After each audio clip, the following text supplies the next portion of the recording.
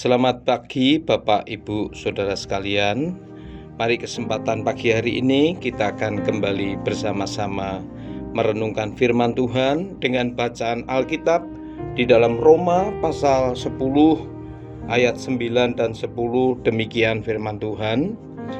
Sebab jika kamu mengaku dengan mulutmu bahwa Yesus adalah Tuhan dan percaya dalam hatimu bahwa Allah telah membangkitkan Dia dari antara orang mati, maka kamu akan diselamatkan.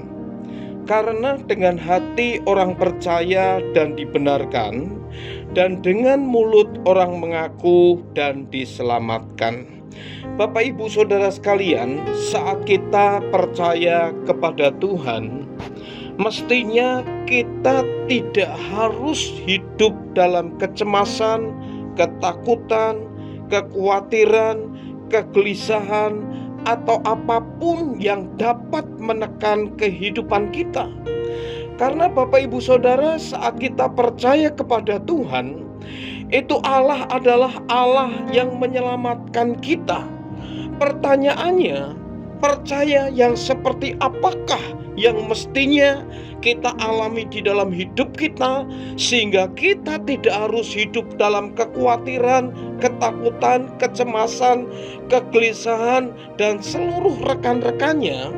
Bapak Ibu Saudara, dari bacaan kita pagi hari ini jelas dikatakan bahwa kalau kita percaya dalam hati kita, tidak saja kita dibenarkan, tetapi kita menikmati keselamatan. Percaya dalam terjemahan bahasa asli itu disebutkan dengan kata popaitesis. Popaitesis ini apa?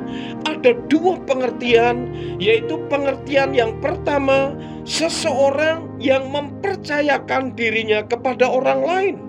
Berarti dengan pengertian kalau kita percaya kepada Tuhan, yaitu kita mempercayakan diri kita, hidup kita kepada Tuhan. Semua ada dalam kendali Tuhan, semua ada dalam pengaturan Tuhan, semua ada di bawah otoritas Tuhan. Dan kalau itu terjadi, bagaimana mungkin kita akan gelisah, kita akan ketakutan, kita akan cemas dan khawatir. Apalagi di tahun yang baru ini, kita seringkali mendengar kabar-kabar yang menakutkan. Katanya akan terjadi seperti ini, seperti itu, dan sebagainya. Mestinya sebagai orang percaya, itu tidak mempengaruhi hidup kita, tidak mempengaruhi jiwa kita, karena kita percaya kepada Allah yang dahsyat. Di dalam Roma pasal 8 ayat 32 dikatakan, kalau Allah saja tidak menyayangkan anaknya, maka bagaimana mungkin Dia tidak mengaruniakan segala sesuatu bersama dengan Dia. Nah, ini arti yang pertama tentang percaya.